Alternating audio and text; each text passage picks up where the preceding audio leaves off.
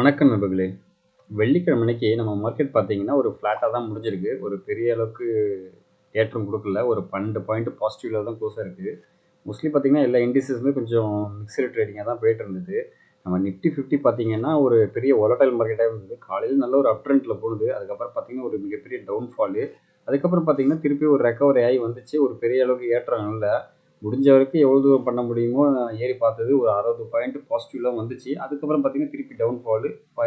ஃபர்தரா ஃபைனலா க்ளோஸ் ஆகும்போது பார்த்தீங்கன்னா, ஒரு 12 பாயிண்ட் பாசிட்டிவ்ல க்ளோஸ் ஆயிருக்கு.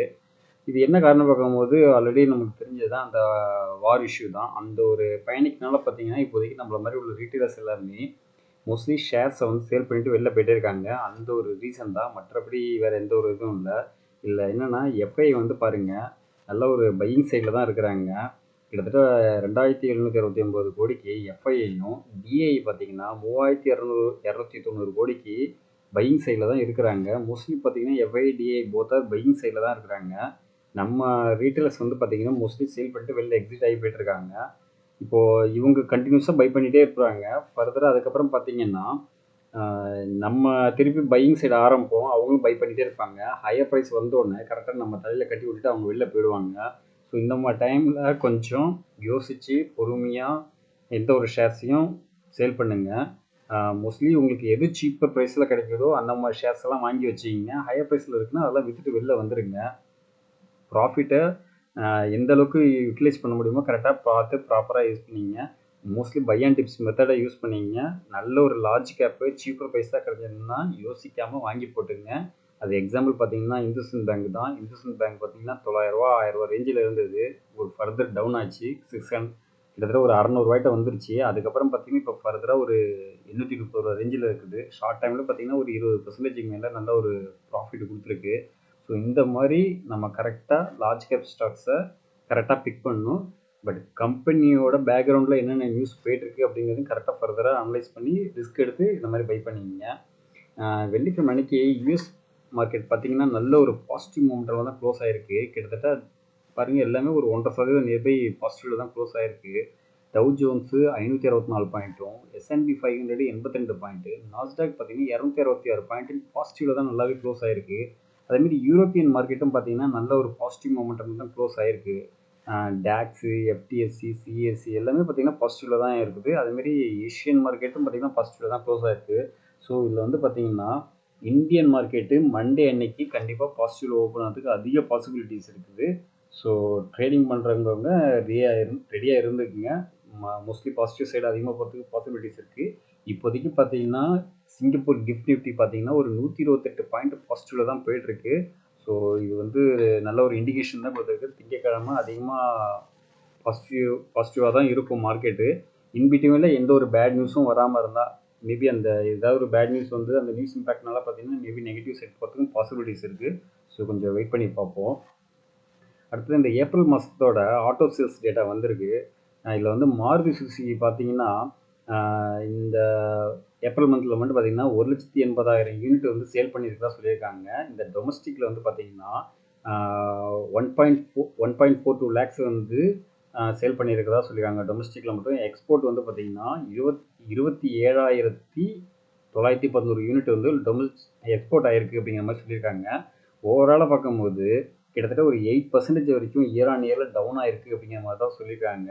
பட் கம்பேரிட்டிவ்லி இப்போதைக்கு பார்த்தீங்கன்னா மாருதி சுசுகி தான் ஏப்ரல் மந்த்லேயும் அவங்க தான் ஃபஸ்ட்டு சேல்ஸில் அவங்க தான் ஃபஸ்ட்டில் இருக்கிறாங்க.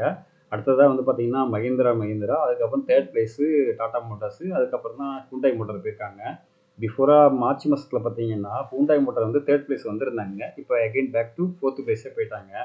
இல்லை மஹிந்திரா பார்த்தீங்கன்னா சேல்ஸில் வந்து பார்த்தீங்கன்னா கிட்டத்தட்ட 19% வரைக்கும் உயர்ந்திருக்கு அப்படிங்கிற மாதிரி சொல்லியிருக்காங்க. இயர் ஆன் இயரில் எஸ்இவி சேல்ஸில் வந்து பார்த்தீங்கன்னா 28% வரைக்கும் நல்லாவே அப்பில் போயிருக்கு அப்படிங்கிற மாதிரி சொல்லியிருக்காங்க. இது வந்து இயர் ஆன் இயரில். அடுத்தது டாடா மோட்டார்ஸ் வந்து பார்த்தீங்கன்னா டோட்டல் சேல்ஸ் வந்து பார்த்தீங்கன்னா 72,753 யூனிட் வந்து சேல் ஆயிருக்கு அப்படிங்கிறத சொல்லியிருக்காங்க. இது கமர்ஷியல் வெஹிக்கிள் வந்து பார்த்தீங்கன்னா 8% வரைக்கும் இயர் ஆன் இயரில் டவுன் ஆயிடுச்சு அப்படிங்கிற மாதிரி சொல்லியிருக்காங்க. இந்த ஏப்ரல் மாதத்தில் 27,221 யூனிட்ஸ் தான் சேல் ஆயிருக்கு அப்படிங்கிற மாதிரி சொல்லியிருக்காங்க. அதுமாதிரி பேசஞ்சர் வெஹிக்கிள்னு பார்த்தீங்கன்னா 5% வரைக்கும் டவுனில் போயிடுச்சு அப்படிங்கிற மாதிரி சொல்லியிருக்காங்க. ஹூண்டாய் மோட்டார் வந்து பார்த்தீங்கன்னா 21% இயர் ஆன் இயரில் நல்லாவே சேல்ஸ் ஆகிருக்கு அப்படிங்கிற மாதிரி சொல்லியிருக்காங்க. டொமஸ்டிக் அண்டு எக்ஸ்போர்ட் எல்லாமே சேர்த்து வச்சு அவங்க சொல்லியிருக்காங்க. டொமஸ்டிக்கில் மட்டும் பார்த்தீங்கன்னா 60,777, எக்ஸ்போர்ட்டில் 16,400 யூனிட்ஸும் சேல்ஸ் ஆகிருக்கு அப்படிங்கிற மாதிரி சொல்லியிருக்காங்க. இது ஹூண்டாய் மோட்டாருக்கு பாசிட்டிவ் நியூஸ் தான். பட் என்னென்னா அப்பயும் அவங்க 4th பிளேஸ் போயிட்டாங்க. அதுமாதிரி ஈச்சர் மோட்டார்ஸ் பார்த்தீங்கன்னா டோட்டல் சேல்ஸ் வந்து கிட்டத்தட்ட 6% வரைக்கும் நல்லாவே அப்பில் போயிருக்கு அப்படிங்கிற மாதிரி சொல்லியிருக்காங்க. எக்ஸ்போர்ட் வந்து பார்த்தீங்கன்னா 55% வரைக்கும் நல்லாவே அப்பில் போயிருக்கு அப்படிங்கிற மாதிரி சொல்லியிருக்காங்க. டோட்டல் யூனிட்டாக வந்து பார்த்தீங்கன்னா 86,559 யூனிட்ஸ் வந்து சேல்ஸ் ஆகிருக்கு அப்படிங்கிற மாதிரி சொல்லியிருக்காங்க. இதில் வந்து பார்த்தீங்கன்னா டிவிஎஸ் மோட்டார் தான் நல்லாவே க்ரோவில் போயிருக்காங்க. கிட்டத்தட்ட ஒரு 16% வரைக்கும் இயர் ஆன் இயரில் நல்லாவே போயிருக்கு. டோட்டல் சேல்ஸில் 4.44 லேக்ஸ் யூனிட்ஸ் வந்து டோட்டலாக சேல் பண்ணியிருக்காங்க. இதில் எலக்ட்ரானிக் வெஹிக்கிள் மட்டும் பார்த்தீங்கன்னா 59% வந்து நல்லாவே சேல்ஸ் ஆகிருக்கு அப்படிங்கிற மாதிரி சொல்லியிருக்காங்க. இது வந்து டிவிஎஸ் மோட்டாருக்கு நல்ல ஒரு பாசிட்டிவ் நியூஸாக இருக்குது. அசோக் லேலண்ட் பார்த்தீங்கன்னா எக்ஸ்போர்ட்லையும் சரி டோட்டல் சேல்ஸையும் சரி நல்லாவே க்ரோ ஆகிருக்கு அப்படிங்கிற மாதிரி சொல்லியிருக்காங்க. பட் ஃபுல் டேட்டா அதில் மட்டும் எனக்கு கிடைக்கல. அது கிடைச்சதுக்கப்புறம் சொல்கிறேன். அதுமாதிரி எஸ்கார்ட் குபேட்டா வந்து பார்த்தீங்கன்னா டோட்டல் சேல்ஸில் வந்து பார்த்தீங்கன்னா கிட்டத்தட்ட ஒரு 1.2% வரைக்கும் டவுனில் போயிடுச்சு அப்படிங்கிற மாதிரி சொல்லியிருக்காங்க. இதில் வந்து பார்த்தீங்கன்னா 8,729 டிராக்டர்ஸ் மட்டும்தான் சேல்ஸ் ஆகிருக்கு அப்படிங்கிற மாதிரி ஒரு டேட்டா ஒன்று கொடுத்துருக்காங்க. இது கொஞ்சம் வந்து அவங்களுக்கு ஒரு நெகட்டிவ் நியூஸாக இருக்குது எஸ்கார்ட் குபேட்டாவுக்கு. அதுமாதிரி பஜாஜ் ஆட்டோ பார்த்தீங்கன்னா டோட்டல் சேல்ஸில் கிட்டத்தட்ட 6% வரைக்கும் டவுனில் போயிடுச்சு அப்படிங்கிற மாதிரி சொல்லியிருக்காங்க. இதில் டிவிஎஸ் மோட்டார் அப்பில் போயிடுச்சு, பஜாஜ் ஆட்டோ டவுனில் வந்துடுச்சு. அதுமாரி ஹீரோ மோட்டருக்கு அப்புறம் பார்த்தீங்கன்னா ஒரு ஆவரேஜான ரிசல்ட் தான் கொடுத்துருக்காங்க. அந்தளவுக்கு சேல்ஸும் அவங்களுக்கும் ஆகலை அப்படிங்கிற மாதிரி சொல்லியிருக்காங்க. கிட்டத்தட்ட ஒரு 2.5% வரைக்கும் சேல்ஸ் வந்து டவுனில் போயிருக்கு அப்படிங்கிற மாதிரி சொல்லியிருக்காங்க. இப்போதைக்கு டூ வீலர் சேல்ஸில் வந்து பார்த்தீங்கன்னா டிவிஎஸ் தான் ஃபஸ்ட் பிளேஸில் நல்லாவே சேல்ஸ் பண்ணியிருக்காங்க. அதுக்கு அடுத்தது பஜாஜ் ஆட்டோ, அதுக்கப்புறம் தான் ஹீரோ மோட்டார்ஸு, அந்த மாதிரி போயிருக்கு.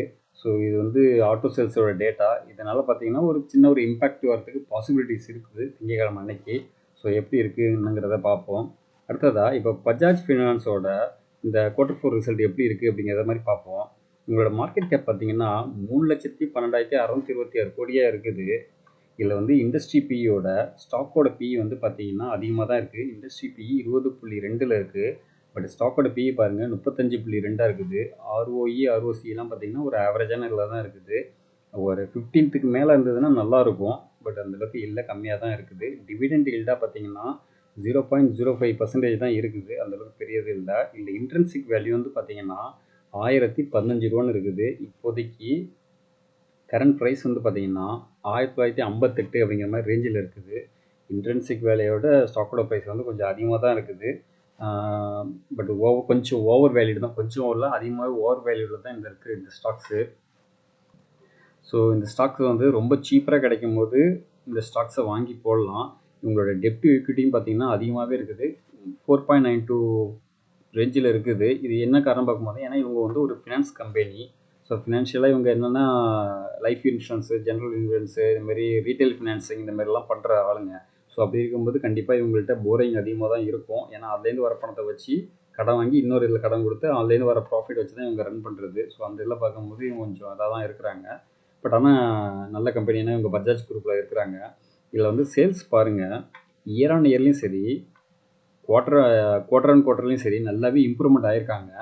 இயர் ஆன் இயரில் 32,000 கோடியாக இருந்தது. இப்போ வந்து பார்த்தீங்கன்னா 36,525 கோடியாக இருக்குது.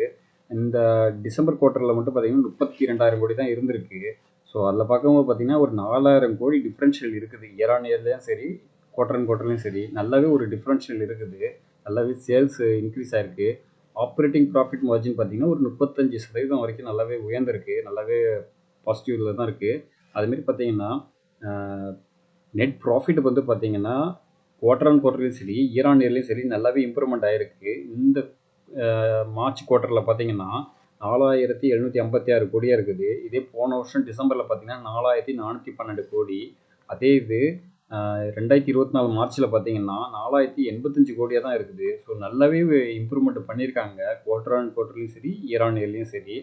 இது ஓவராலாக சேல்ஸ் இதில் பார்க்கும்போது இயர் ஆன் இயர் சேல்ஸில் பார்க்கும்போது இப்போதைக்கு 1,33,821 கோடியாக இருக்குது. இதே இது 2014 பாருங்க 6000 சொச்சத்தில் இருந்தது, 6023 கோடியில் இருந்தது. கண்டினியூஸாக நல்லாவே இம்ப்ரூவ்மெண்ட் ஆகி இப்போதைக்கு 1,33,000 இருக்குது. ஒரு கம்பெனி நம்ம செலக்ட் பண்ணோம்னா இந்த மாதிரி தான் இருக்கணும். சேல்ஸ் இது நல்லாவே இம்ப்ரூவ்மெண்ட் ஆகிருக்கணும். அதே மாதிரி பார்த்தீங்கன்னா ப்ராஃபிட்டும் நல்லாவே இருக்கணும். அங்கே பாருங்க 2014 மார்ச்சில் 2191 கோடியாக இருந்தது. இப்போ வந்து பார்த்தீங்கன்னா 17,558 கோடியாக இருக்குது. ஸோ அந்தளவுக்கு பார்த்தீங்கன்னா நல்லாவே இம்ப்ரூவ்மெண்ட் ஆகி போயிட்டே இருக்குது. இதில் வந்து ஏர்னிங் பர் ஷேராக ஒரு இயர் 1 இயருக்கு வந்து பார்த்தீங்கன்னா 55.57 பைசாவுக்கு வந்து கொடுக்குறதா சொல்லியிருக்காங்க. இது ஏர்னிங் பர் ஷேர் ஆகுது அப்படிங்கிற மாதிரி சொல்லியிருக்காங்க. அது ஒரு டிவிடெண்ட் பே அவுட்டு பார்த்தீங்கன்னா 2% இருக்குது.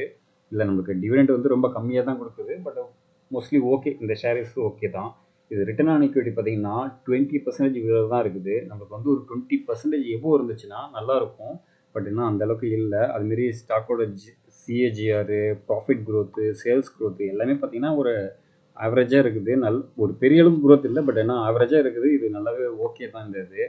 அதுமாரி பார்த்தீங்கன்னா இப்போதைக்கு அவங்களோட ரிசர்வில் வந்து பார்த்தீங்கன்னா 72,000 கோடி இருக்கிறதா சொல்லியிருக்காங்க. போரோவிங் இயர் ஆன் இயரில் கண்டினியூஸாக இன்க்ரீஸ் ஆகிட்டே இருக்குது. ஏன்னா இங்கே போரோவிங் பண்ணி தான் ஃபினான்ஷியல் இது பண்ணி அதுலேருந்து நம்மள்கிட்ட பணத்தை எடுத்து கொடுக்குறாங்க, ப்ராஃபிட் பண்ணி கொடுக்குறாங்க. ஸோ இதனால் இப்படி தான் இருக்கும். இது ஃபினான்ஸ் கம்பெனினாலே இப்படி தான் இருக்கும்.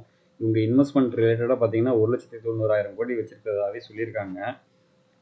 இதில் வந்து கேஷ் ஃப்ளோ இதில் வந்து ஆப்ரேட்டிங் அண்ட் இன்வெஸ்டிங் ஆக்டிவிட்டி பார்த்தீங்கன்னா நெகட்டிவில் தான் இருக்குது. பட் ஃபினான்சிங் ஆக்டிவிட்டி வந்து பார்த்தீங்கன்னா 70,191 கோடியாக இருக்குது. ஏன்னா இவங்க ஃபினான்ஸ் ரிலேட்டடில் இருக்கிறாங்க. ஸோ அதில் தான் இருக்கும். ஆப்ரேட்டிங் இன்வெஸ்டிங் அந்தளவுக்கு இருக்காது, கம்மியாக தான் இருக்கும். பட் ஆனால் இவங்கள்ட்ட நெகட்டிவாக இருக்குது. அதான் ஒரு ட்ராபேக்கு. மற்றபடி வேறு எதுவும் கிடையாது. அதில் வந்து பார்த்தீங்கன்னா ப்ரொமோட்டர் ஹோல்டிங் ஸ்டேபிளாக தான் இருக்குது. எஃப்ஐ அண்ட் டிஐ பார்த்தீங்கன்னா கொஞ்சமாக இன்க்ரீஸ் பண்ணியிருக்காங்க கம்பேரிட்டிவ்லி லாஸ்ட் குவார்ட்டரோட. பப்ளிக் ஹோல்டிங் வந்து கொஞ்சம் குறைஞ்சிருக்கு. ஸோ பப்ளிக்டேருந்து வாங்கி எஃப்ஐடியை கொஞ்சம் இன்க்ரீஸ் பண்ணியிருக்காங்க அவங்களோட ஹோல்டிங்கை.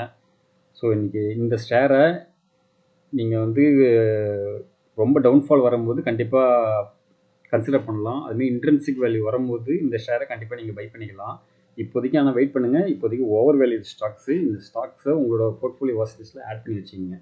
ஸோ இன்னைக்கு கொடுத்த இன்ஃபர்மேஷன் எல்லாமே யூஸ்ஃபுல்லாக இருக்கும்னு நினைக்கிறேன். அடுத்த இன்ஃபர்மேஷனோட அடுத்த வீடியோவில் சந்திப்போம். நன்றி நண்பர்களே.